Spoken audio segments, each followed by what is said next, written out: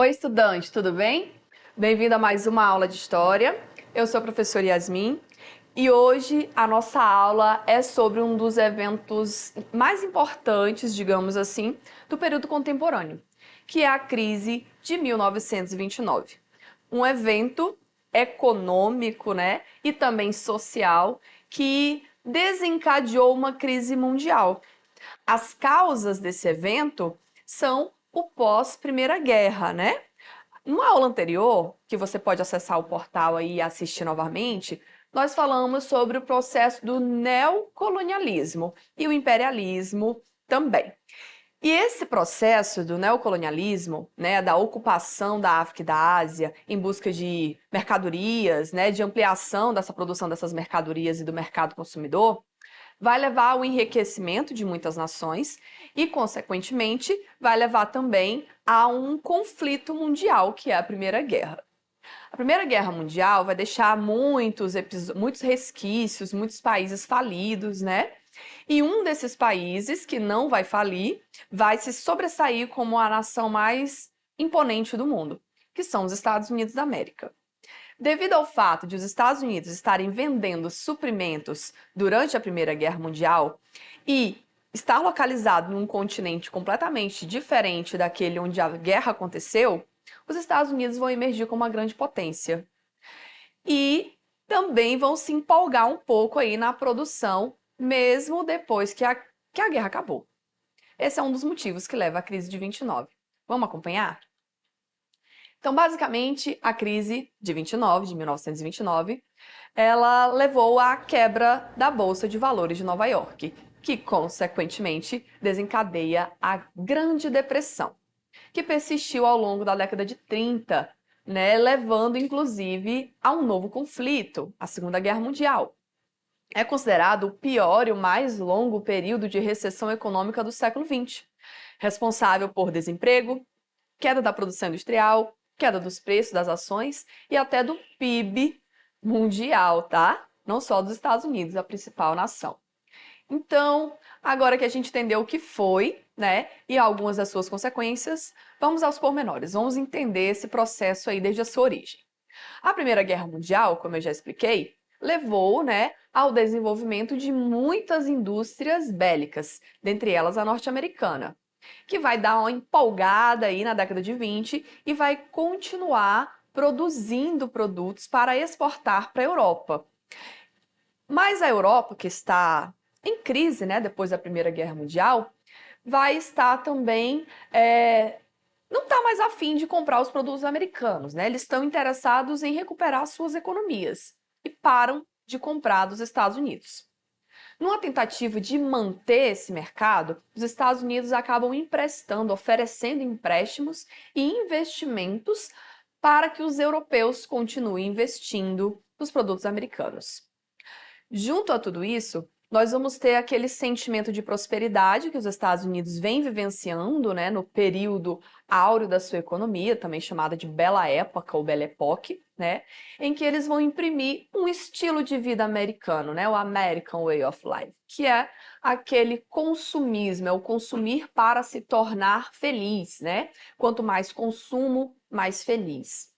E esse milagre econômico que acompanhou, né, essa década aí anterior à grande crise, vai incentivar também a esse grande consumo nas nações próximas dos Estados Unidos, que são as nações latino-americanas, né? A gente já falou sobre o imperialismo, né? Então, foi uma espécie de imperialismo também nesse momento. Os motivos da crise de 29 vão ser, como eu já citei, né, a superprodução. Então, os Estados Unidos continuam produzindo gêneros agrícolas, industriais e bélicos, mesmo depois de a guerra tendo acabado, né? E o que acontece é uma redução das exportações, porque os europeus apertam os cintos, param de comprar esses produtos, o que vai gerar um excedente produtivo, ou seja, os produtos não vão vender e eles vão sobrar nas prateleiras. Se o produto sobra na prateleira, nós vamos ter o início de uma crise. Acompanhe a minha linha de raciocínio.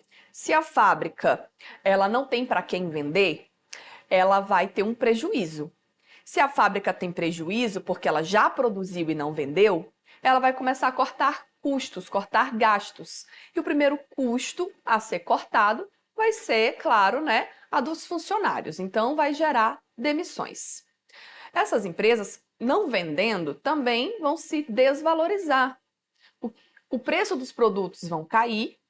Essas empresas desvalorizadas também vão levar à dívida nos bancos. Então você está vendo que a desvalorização das empresas ela é crescente. Conforme vão acontecendo os eventos, as demissões, a desvalorização do produto, a diminuição do consumo interno, a diminuição do consumo externo, tudo isso vão ser fatores que vão levar à quebra da Bolsa de Valores. Na lógica do capitalismo, nós temos o consumo como a sua base. Então, se a fábrica ela não tem para quem vender, consequentemente, ela não tem como pagar as suas contas. Os donos das fábricas eles vão começar a pedir empréstimos aos bancos para poder manter, né, os seus funcionários, os seus gastos e até para pagar os fornecedores de quem eles tinham pego os produtos de matéria-prima. Mas aí a bola de neve ela vai, né, crescendo, as dívidas vão aumentando até o ponto de os próprios bancos serem atingidos. Quando os bancos são atingidos e as empresas também são atingidas, aí nós temos um grande problema, né? Nós temos uma quebra de um sistema. Acompanhe esse mapa mental, esse esquema. As fábricas vão superproduzir, as exportações elas vão cair, as empresas vão precisar pedir empréstimos aos bancos, que consequentemente também vão precisar receber o dinheiro de volta, né? Não recuperando sua economia, levam a demissões em massa. Essa população que não tem mais emprego, logicamente também não vai voltar a consumir no mercado interno, vai levar à falência de mercados, de lojas, e o próprio banco vai acabar quebrando, porque ele também não vai conseguir receber os empréstimos feitos a pessoas civis, a lojistas, dentre outros. Com a falência dos bancos e das empresas, nós temos a quebra da Bolsa de Valores, ou o crash da Bolsa de Nova York, que vai acontecer no episódio fatídico, né? Conhecido também como Quinta-feira Negra. E esse efeito dominó também vai se arrastar entre os países que são aliados dos Estados Unidos, os países que dependem economicamente dos Estados Unidos. Dentre eles, o Brasil, que vai vivenciar uma grande crise do café, né, que era o produto mais importante da economia brasileira. Mas não acabou, não. A crise de 29, ela vai ter efeitos catastróficos, não só na economia, mas também na sociedade. Nessas imagens você pode acompanhar, por exemplo, né, o estilo de vida americano ao fundo, né, o American Way, a propaganda do consumo, em contraste com a fila da sopa, onde dezenas de desempregados que estão na imagem esperam pela doação de batatas, de sopas, que eram feitas pelas instituições de caridade. Também temos crianças aí carregando cartazes, né, pedindo empregos, mendigos, enfim, um problema social muito grande, inclusive com relação ao consumo de álcool, né? O consumo de álcool nos Estados Unidos ele vai crescer muito, com uma tentativa de fuga de realidade, a ponto de a lei seca que já existia ser muito mais grave, né? Muito mais fiscalizada, dando brechas, dando aí a possibilidade do surgimento, inclusive, né, de algumas gangues, de alguns traficantes de álcool, que vão fazer muito dinheiro, né, como Al Capone, por exemplo. Então, o que aconteceu nos Estados Unidos para que se recuperasse? Porque hoje os Estados Unidos estão muito bem, né?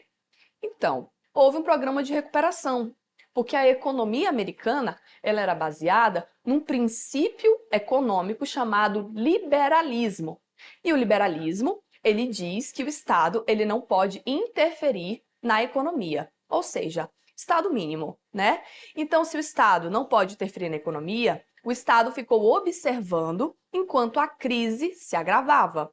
Os cofres públicos eles não estavam vazios, mas devido a esse princípio, o governo não pôde interferir. Agora, com as eleições presidenciais, um novo candidato vem com uma nova proposta, né? E ele vence as eleições prometendo recuperar a economia, trazendo um novo acordo. E este candidato que vence as eleições é o Franklin Roosevelt, é o Franklin Delano Roosevelt, né? Ele é o Roosevelt neto, tá? Ele não é o primeiro presidente Roosevelt, ele é o segundo. O avô dele foi o Ted Delano Roosevelt. Então, ele vai lançar um pacote de medidas econômicas e sociais para tirar os Estados Unidos da crise de 29. E esse pacote era o Novo Acordo, ou o New Deal, cujas principais medidas foram a desvalorização do dólar para retornar as exportações, né, e torná-las mais competitivas, empréstimos entre os bancos, né, e para empresários, para evitar a falência do sistema financeiro. Criação de um sistema de seguridade social, lembrando que isso não existia, né? Seguro-desemprego, aposentadoria, direito de organização sindical aos trabalhadores, que também não era possível naquela época. Houve um grande estímulo à produção agrícola, né, para que as pessoas voltassem a produzir e que as mesas voltassem a ter, né, alimentos. A construção de uma grande quantidade de obras públicas. Esse daqui, gente, foi um dos trunfos, tá? A construção de obras públicas, como rodovias e hidrelétricas, geraria empregos diretas e indiretamente. E o estímulo à contratação de trabalhadores, ou seja, o governo ele oferece subsídios para um empresário, para ele recuperar suas fábricas, as suas lojas, mas em troca, como uma obrigação social, ele deve gerar empregos, né? Pelo menos aí 5 empregos, né? Ele teria que gerar. Dessa forma, a economia se recuperaria. Então, o New Deal, ele foi influenciado por uma teoria econômica keynesiana, né? Que dizia que a mediação econômica do Estado ela existiria para garantir o bem-estar da população. Então, basicamente, ele colocou o liberalismo de lado, um pouquinho de lado, e interferiu na economia por meio dessas medidas que eu citei, né, para que houvesse uma recuperação econômica. Né? Na imagem você pode ver aí o presidente posando diante de uma das grandes, das faraônicas obras, né, que empregaram centenas de milhares de pessoas por todo o país durante todo o período aí do seu governo. A recuperação ela vem, né? Então na década de 30 já vai estar tudo recuperado. E além dessa recuperação, né, houve o lançamento de outros ideais, como por exemplo, né, o welfare state, que é o bem-estar social, aquela ideia de que era no capitalismo e no consumismo que as pessoas poderiam recuperar-se, que a economia poderia se recuperar e que moraria a felicidade, né? Então junta ali os ideais, né, de consumismo, o estilo de vida americano, né, garantindo que esse seria o bem-estar da população. Inclusive, gente, o welfare state ele vai acompanhar aí os ideais na Guerra Fria, né? Então, lá na Guerra Fria, que é um conteúdo que a gente vai ver posteriormente, os Estados Unidos continuam levantando essa bandeira de que somente no modelo capitalista que teria-se ali um sistema seguro, saudável e confortável para que a população se encontrasse com qualidade de vida e etc, né? E o consumo lá em cima, porque era assim que ele conseguiria recuperar a economia. Tá, mas deu certo o New Deal, a economia se recuperou, e o que veio depois? O que veio depois é a nossa questão de Enem, né? Porque o nosso horário vai acabar e a gente tem que resolver. Então, corre aí, pega o seu livro, né, do Aprova Enem segundo ano. Nós já falamos que a economia ela se recuperou, né? E o liberalismo, ele voltou a acontecer, tá? Então, a interferência ela ficou de lado. Houve a recuperação econômica, as fábricas voltaram, né? A economia foi engatinhando, tanto é que a gente vai ver se há uma próxima guerra e os Estados Unidos vão estar lá, né? Fortíssimos em sua economia.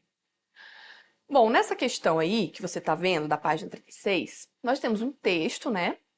Em que o autor, ele vai falar da crise, né? Da Grande Depressão. E ele vai citar também o New Deal, né? Que foi a forma como o Franklin Delano Roosevelt conseguiu recuperar a economia. Nós já falamos desse modelo, né? Então, no texto, ele vai falar que a depressão econômica gerada pela crise de 29 teve no presidente americano Roosevelt, né, Franklin Roosevelt, um dos seus vencedores. O New Deal foi o nome dado à série de projetos federais implantados pelos Estados Unidos para recuperar o país. Então, na conclusão da leitura desse trecho, que é um trecho grande, né, a gente identifica as características, né, que levaram ao sucesso desse plano. Vamos para as alternativas, então. Se o New Deal foi tudo isso, a partir do texto, nós identificamos o quê? Nós identificamos que, se você já leu, né, as alternativas, que você está com o livro na mão, você percebe que a letra A é o nosso gabarito. Por quê? O fundamento da política de recuperação do país foi o quê? A ingerência do Estado. Então, a interferência do Estado na economia, ferindo o princípio do liberalismo da mão invisível, né, que dizia que o Estado não tem que interferir na economia. As outras alternativas, elas vão dar possibilidades destoantes, como a letra B, por exemplo, que vai dizer que a crise de 29 foi solucionada pelo Roosevelt, que criou medidas para diminuir a produção e o consumo. Foi justamente o oposto, ele estimulou que as pessoas consumissem mais, né? A letra C vai dizer que os programas de ajuda social implementados na administração de Roosevelt foram ineficazes. Claro que não, né, gente? Se a economia se recuperou e os Estados Unidos estão aí hoje bombando, claro que deu certo, né? Na letra D está dizendo que o desenvolvimento da indústria bélica, ou seja, indústria de arma, incentivou o intervencionismo de Roosevelt, gerou uma corrida armamentista. Calma lá, corrida armamentista é uma coisa que é relativa à guerra. Nós não estamos em momento de guerra ainda, tá? Não foi indústria bélica, não foi indústria de armamentos e tecnologias bélicas, né, militares. Aqui a gente está falando de várias indústrias, inclusive de alimento, que é a base, né? A letra E vai dizer que a intervenção de Roosevelt coincidiu com o início da Segunda Guerra. Claro que não, né, gente? Foi bem sucedido, mas não coincidiu. Ele colocou em prática o plano de recuperação no início dos anos 30, ali no início da década de 30, que foi a eleição. A Segunda Guerra Mundial, ela vai começar em 39, tá? Não se confunda. Vamos fazer mais uma questãozinha? Agora essa é uma questão de Enem, muito fácil de encontrar nos cadernos aí, né, da internet também. Uma questão de 2017, um pouquinho atual. E ela vai dizer assim, esse é um texto do Eric Hobsbawm, então todas as vezes que você identificar aí na leitura, né, desse comando, acima do comando aí das referências, Hobsbawm, que é o sobrenome desse historiador, ele vai falar de um período mais atual da história, tá? Geralmente ele vai falar de uma revolução, de uma guerra, de algum acontecimento contemporâneo, porque ele é um historiador contemporâneo. Mas, diz o texto, a Primeira Guerra Mundial foi seguida por um tipo de colapso verdadeiramente mundial, sentido, pelo menos, em todos os lugares em que os homens e mulheres se envolviam ou faziam uso das transações impessoais de mercado. Na verdade, mesmo os orgulhosos Estados Unidos, longe de serem um porto seguro das convulsões de continentes menos afortunados, aqui ele está falando, claro, né, da América do Sul, Central, da África e da Ásia, né, se tornaram o epicentro deste que foi o maior terremoto global medido na escala Richter dos historiadores econômicos, a Grande Depressão do Entreguerras. De fato, né, a Grande Depressão, ela assolou todos os países capitalistas do mundo. Ou seja, só não foi abalada a União Soviética, que era socialista, né, e a China. Os demais todos foram atingidos direta ou indiretamente. Então, a Grande Depressão Econômica, que se abateu nos Estados Unidos e se alastrou pelo mundo capitalista, deveu-se a quê? A quais motivos? Então, a gente acabou de rever esse assunto, né? E nós identificamos que a produção industrial norte-americana, né, que eles se empolgaram e continuaram ali produzindo, né, a superprodução, ocasionou uma falsa perspectiva de crescimento econômico do pós-Primeira Guerra Mundial.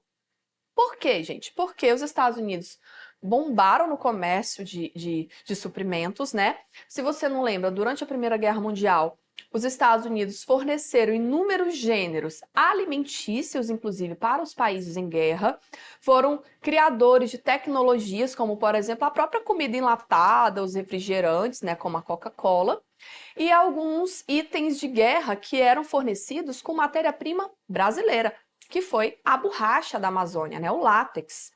Então, durante esse período da Primeira Guerra Mundial, os Estados Unidos vivenciou um ótimo econômico. Foi a única nação que se beneficiou do conflito. E ao término desse conflito, os Estados Unidos achavam que iam continuar vendendo seus produtos, porque eles tinham se tornado indispensáveis para todo mundo, né? Todo mundo capitalista. certo? O que não aconteceu, foi um tiro no pé. Bom, chegamos ao fim da aula de hoje, né? Se você gostou desse conteúdo e quer rever, você pode acessar os nossos portais. Se você perdeu a aula anterior, que é pré-requisito para essa, né, que é o imperialismo, pode acessar também os portais, pega o seu livro, faça as suas anotações e estude com a gente. Fica aqui e eu te vejo na próxima aula. Tchau, tchau!